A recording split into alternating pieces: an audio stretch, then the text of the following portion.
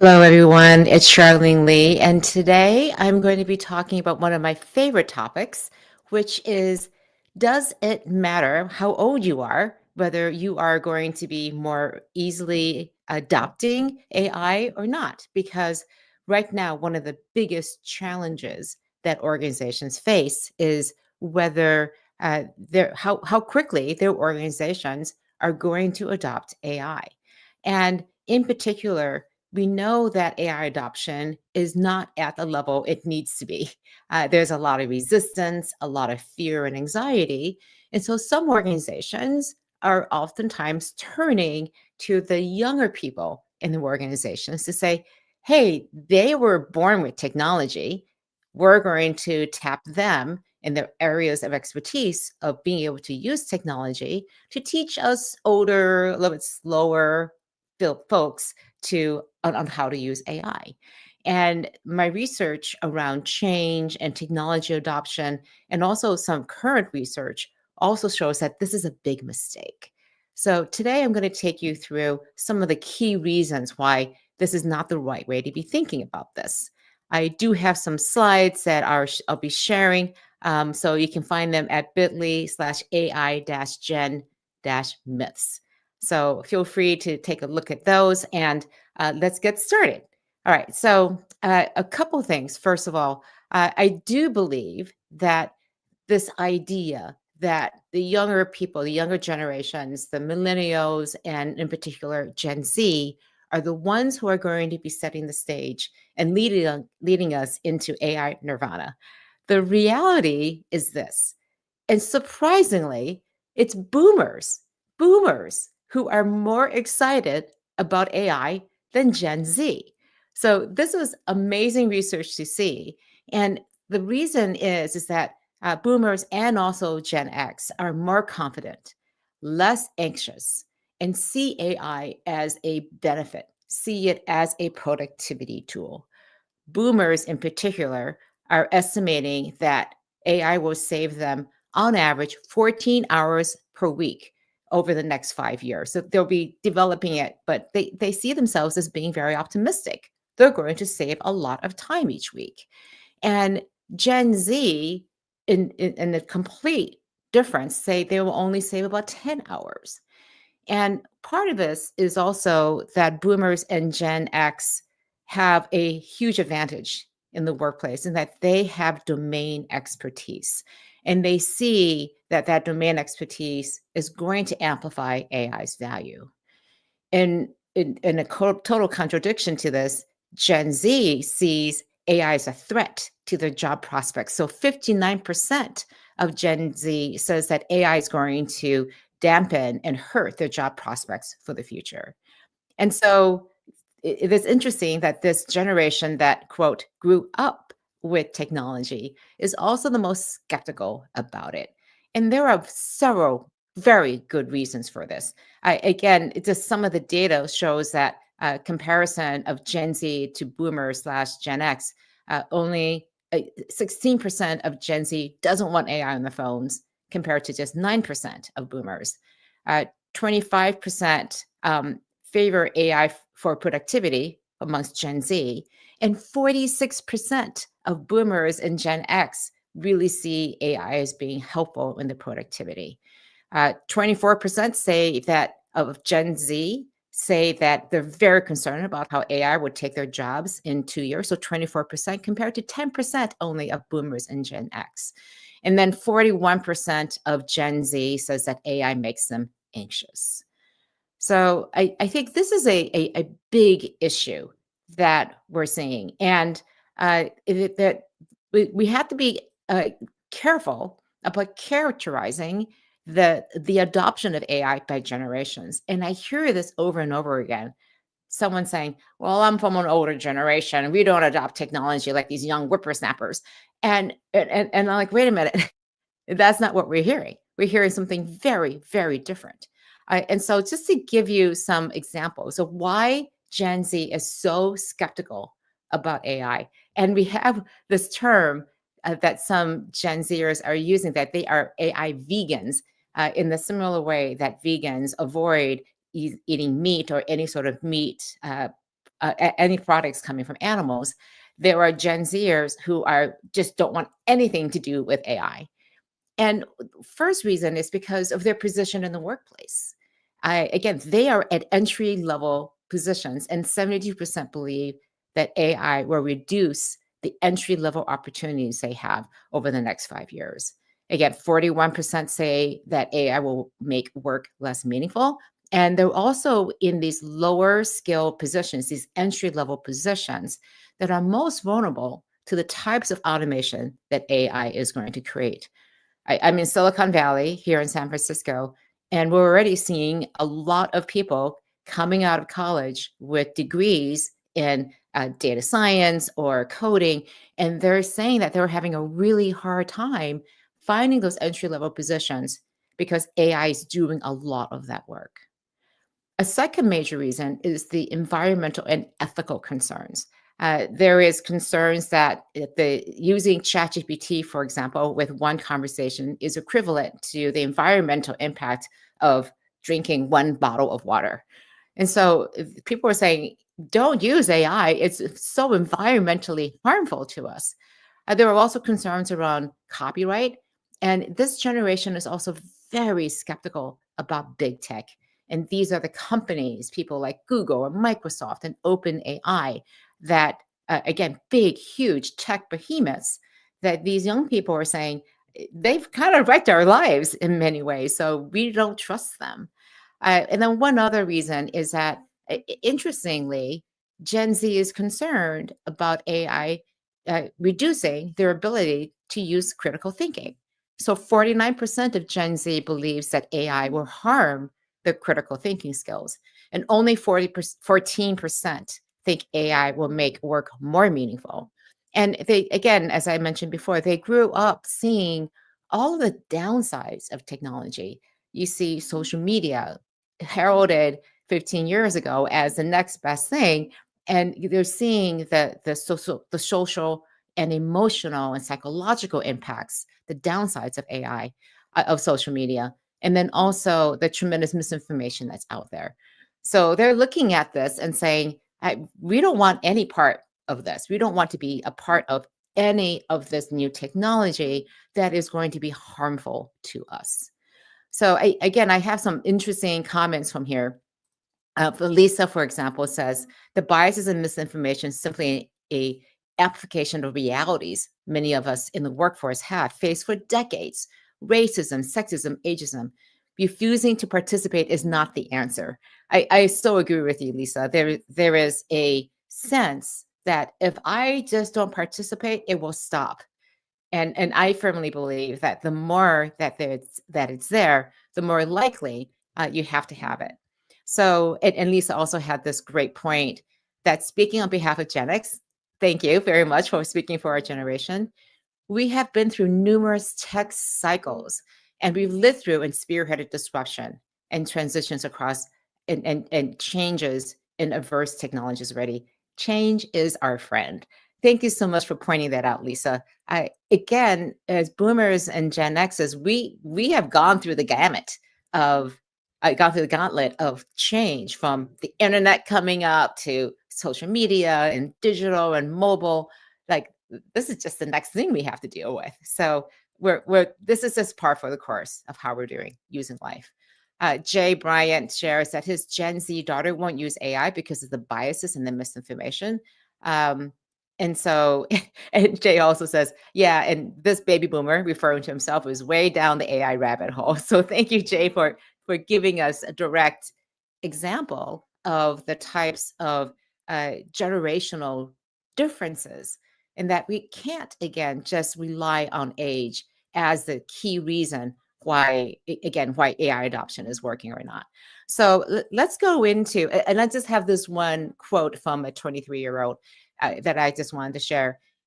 AI constantly steals without consent from absolutely everything, violates privacy, and obtains money from it. It's a tool of capitalism to maintain worker exploitation. And so I think many of these concerns that we're seeing from Gen Z is very real. These are very real fears and anxieties that they have. And we should be absolutely respectful of these realities. So, what do you do about this? Well, I've done some research in the past in particular from the book that I wrote, The Disruption Mindset. And what I found in there, in surveying 1,000 people from all around the world, is that leadership, especially around disruptive areas, did not vary either by age or by role. What did predict the ability to adopt a disruption mindset was an openness to change and comfort with uncertainty, a belief that change creates opportunities, and a willingness to try new things. And I just thought I'd share some data from that research. We divided all the leaders into 4 different archetypes. We found that 50% of them are steadfast managers. They're very focused on execution. They like stability. They may not be that great in looking at change, but my goodness, they execute really well. They're just fantastic leaders. Then you have the realist optimists. They're very comfortable with change, very open to it, and they also have strong leadership. So they're your ideal disruptive leader, and they represent about 27% of all leaders. Then we have the worried skeptic. They don't like change, and they may not be the strongest. They may not have the strongest confidence in their leadership skills. So they're about 19%. 19%. I have a soft spot for these worried skeptics because they mean well, but they just don't have that capacity to deal with a lot of change. But you can use them to your advantage because you can only move as quickly as your slowest worried skeptic. So bringing them along, understanding what their challenges are, and really using their natural skepticism to help you look around and say, how do we deal with these contingencies and possible ways that we could fail? So looking at those and identifying them and taking into account that these people have a natural skepticism that you can switch and turn to your advantage. And then there's the agent provocateur. They're about 3% of leaders. They are very high in openness to change, but they may not have the strong leadership capacity to actually create and follow through on the change. I'm surrounded by these people in Silicon Valley. So they're very fun to be around. But again, you can't have too many of them because in your organization, if there are a lot of them, nothing gets done. So this is a way to think about the different types of people in your organization. So understanding who they are, what they do and think about, and in particular, their sense of openness, their disposition to being open to change is the key to driving adoption of AI. So here's some research that correlates with this. So this is a little bit of an older research from Pew Research, but they found that Americans with higher openness were much more likely to prefer to be early technology adopters. And again, openness is one of the big 5 personality traits called Ocean. Openness is the first one. And Pew found that there was strong correlation between that characteristic and personality trait with early adoption of technology. Another research found that AI mindset growth, and this is very recent from last year, was the number 2 predictor of AI attitudes, stronger than age, gender, or job status. So an AI mindset that was focused around growth. Another research from this year connected openness to innovation and change. And then a scientific report found that openness positively affected both perceived ease of use and willingness to pay for AI tools. So lots of research out there that shows that disposition, and in particular, openness, is the key to, again, driving AI. Leonardo asked, what is the leadership role in this process? So we're going to talk about that in just a second, because I think leadership in particular of setting the environment and creating the environment for to change this position, to allow an openness to be fostered is something that's really important. And it's not something that is immovable. You can change your disposition. And we'll talk a little bit about why this is the case. All right, a couple things here. Let me go on to the next slide here. So, just to give you two case studies, one is at an organizational level. So, this is from Ally Bank. And one of the things they did was to turn skeptics into advocates. And they started with the people who were most likely to resist. In particular, they looked at their customer service agents.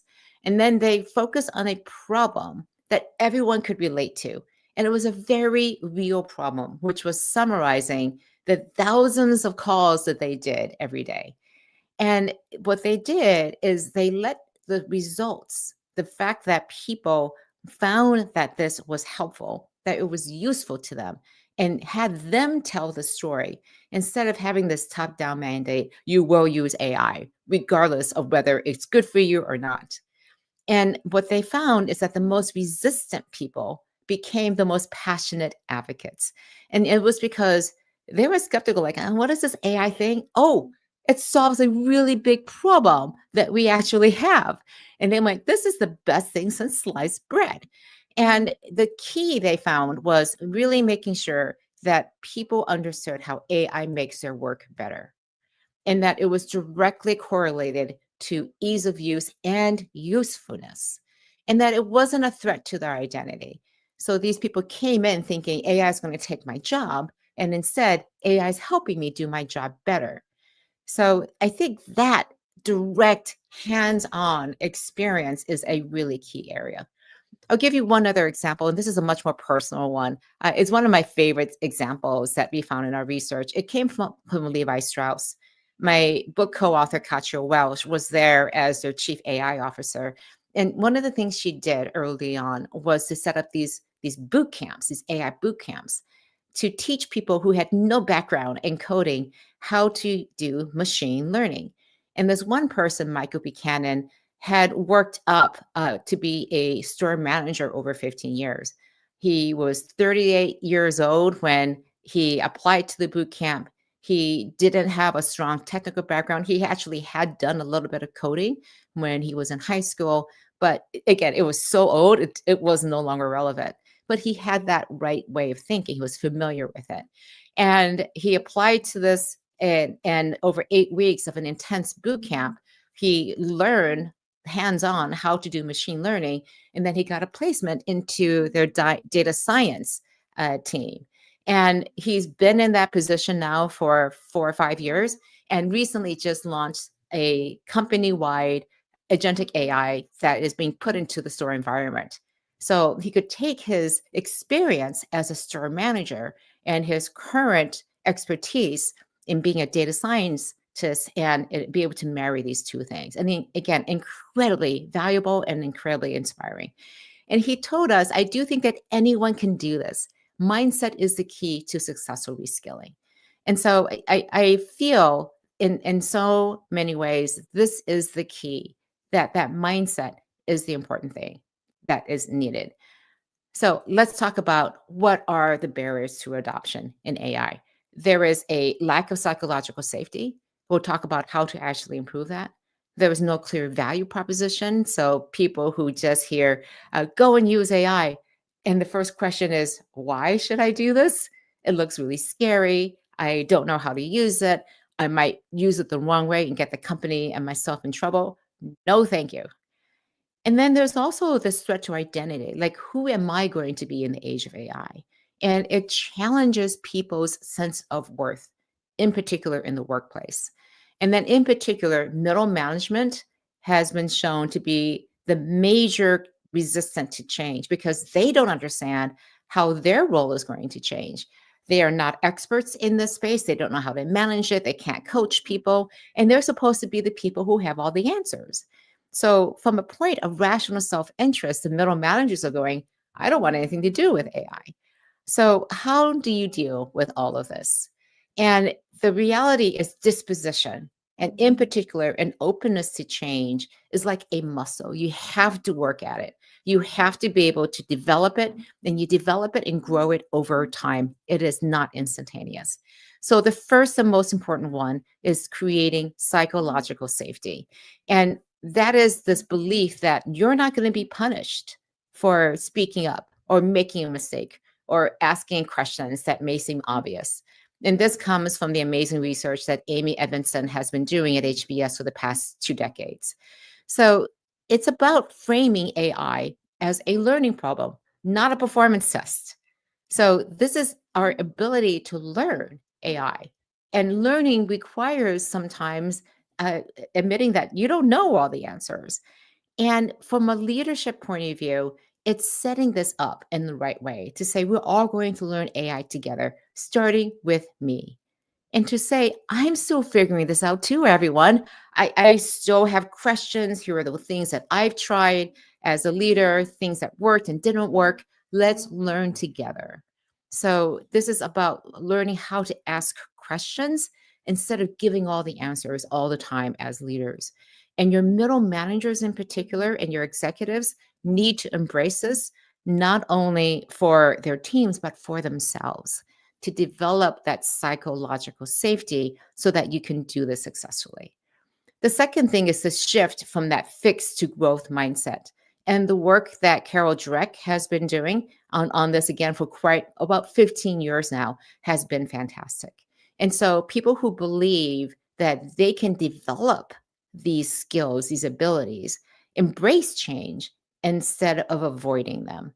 And so the key to developing that growth mindset is, first of all, you have to legitimize the fears and concerns that people with a fixed mindset have, and to really acknowledge it so that you can help them move through it. I know one organization that set up training for AI that just did that, just said, come with all your concerns. And before we do any training, we're going to address those fears and concerns. And for people who are very anxious about it, you have to address that. I was recently asked, but in all seriousness, the question, so when are the AI overlords going to take over things? And they were very concerned about this. So we could talk about it, what was driving their concern, and I could provide evidence and research that shows, yeah, there are real reasons why that concern could be there. And these are ways to think about it. So this is again about shifting that language from fixed to growth mindset to say, you can't do this yet, but you will be able to. And we're going to give you the support, the training, the time, and the space to figure this out. And so it's about praising the process that someone is going through, the fact that they are going on this journey of growth, not the actual fact of whether they can do a prompt correctly or not. And so it's about reframing failure as learning and making sure, again, that you're sharing your own journey. The third way to do this is to start with quick wins. Again, we talked a bit about the importance of showing value with AI. And I think it's so important because when I've sat down with executives and in particular CEOs, we didn't talk about how AI works. They already had used AI, they had put in prompts, but they just weren't seeing a tremendous amount of value. So we go and ask them, what's a pain point that you have right now? What is something that you are working on right now? And then we showed how AI can help them address that problem. It wasn't a generic demo that everybody's watching at the front of the room and they're just like, okay, maybe that's relevant to me or not. We get them hands on addressing a problem that they have right now so that it directly shows them how AI creates value. And when you let people experience that benefit personally and directly, it changes their mindset. When they experience that aha moment, like, oh, these are the things I can use AI for. These are the problems that I can solve that directly impact me. Then they begin to see, oh, AI is potentially something I could use. And then, very importantly, step back and let them tell their story. Let them share their story with other people around them. And other people are saying, oh, I want some of that. I want some of that goodness and all of that benefit too, as well. And the fourth thing you can do is to do scaffolding. I firmly believe in scaffolding. Some people call it cognitive training. I've got lots of research that shows how, again, scaffolding challenges increases openness over time, but you have to start with very small challenges and give them lots of support. And so this is a very slow roll up. Like week one, you might show how AI can do something very simple, like summarize a document. The next time, the following week, you might do something a little harder, like drafting an email response. The week after that, you might do something creative like brainstorming a solution around something. Week 4, you may want to use AI collaboratively with you. So work on a project and iterate it over and over again with AI. So you're stepping up a little bit at a time and giving people very specific things they can do with AI that feels safe, that they can master before they go on to something else. And the research shows that, again, scaffolding can lead to greater openness, especially around new technology changes. So those are just some of the ways to be able to do all of these changes that I typically give out to people. I'm just checking here to see if there are any questions. I have this one question from Lisa. What's wild is, oh, it's a comment. What's wild is the percentage of companies doubling down on AI, but not equally doubling down on human skill development to complement it. Empathy, nuance, etc. Are you seeing any corporate examples to counter this? I think investing in both instantly makes a company much more attractive to work for. Oh, Lisa, I was just talking about this last week in something called super intelligence. I'm sorry, integrated intelligence that allows people who are going to take the best of AI and what's uniquely capable of AI doing, and then marrying that with what's uniquely human and the ability to marry those things together. And you ask a question, and we firmly believe that companies who can do both are going to be the winners. And because they're going to develop a competitive advantage that no one else has. Because very, very rarely do we see people looking beyond just the productivity and efficiency of AI. And some advanced companies are doing things like customer engagement or think about reinventing, but we see very few organizations doubling down on marrying the best of AI and marrying the best of humans. And so, how do we use AI to carve out space for us to exercise greater empathy, greater reflection, intuition, judgment, wisdom, those amazing qualities that only humans can exercise? So being able to marry these two things together, and in fact using AI to help you develop those human skills is going to be a key part of this. We admit in the book we don't see very many people doing this. There's no clear formula on how to do this, but we do think it's extremely important. And we're hearing from more and more people that this needs to be a key part of organizations adopting AI as well. All right, a couple last points here. And in particular, what should you do now? Right. So the first thing is stop segmenting AI adoption by generation and instead start identifying people by their dispositions. So, who's optimistic about AI? Who's pessimistic and anxious and fearful about AI? And develop training for these two different groups of people. And I don't say that people are developing AI for boomers and AI for Gen Z in particular, but really going down to what is your openness, what is your attitude towards AI that is going to drive adoption. So realizing that is the right framing to look at AI adoption and driving that is the right way to do it. So very importantly, address those fears. They are very real. And unless you do, you will not have people adopt AI because people just will not be able to listen to any of the learning, any of the training until you have addressed those fears and anxieties. Again, the other thing is start with the skeptics. Your enthusiasts are going to go use AI regardless of whether you give them training or not. The thing that is going to gate how quickly you adopt AI are those skeptics, the ones who are pessimistic about AI. So really focus on them and understand what is it going to take in your organization to be able to bring them along. And then finally, we talk about how speed is the new moat in the book, and that speed is everything. So you want to build for speed, but you also want to build for mastery. And very importantly, is that you give people time. You give them the space. It is the number one thing I see companies doing. We're too busy to learn about AI. We have too much work to do. And I say to them again and again, I guarantee you, if you give people a few hours each week to be able to learn with AI, to be able to talk to each other about it, it will return back to you in spades. in terms of their ability to use AI in their jobs. So if you give them 2 hours, you're going to get 10 back. So think about that investment, carve out that time, make it something that's really important for not just the people at the front lines, but up and down throughout the organization to drive that really important AI, not just literacy, but fluency in your organization. All right, that's what I have for today. And I will be back in January. So it's just the realities of December, vacations, and everything. It's going to be a few weeks, but I'll be back on January 6th. And then I'll be talking about what happened in 2025, some of the lessons that we've done, and also what are the predictions. And I have this little pet peeve that a lot of people will put out predictions, but then give you no guidance on what you should do about that. So I love to combine predictions and also what that means. What does it mean in terms of you setting your priorities for 2026? So that will be a fun way to kick off the year. And I just want to say thank you again for joining, for listening and participating. Your engagement, your involvement, your comments, your questions are the key reasons that keep me going.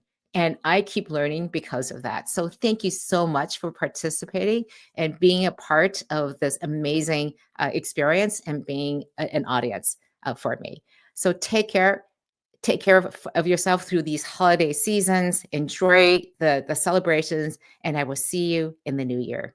Take care.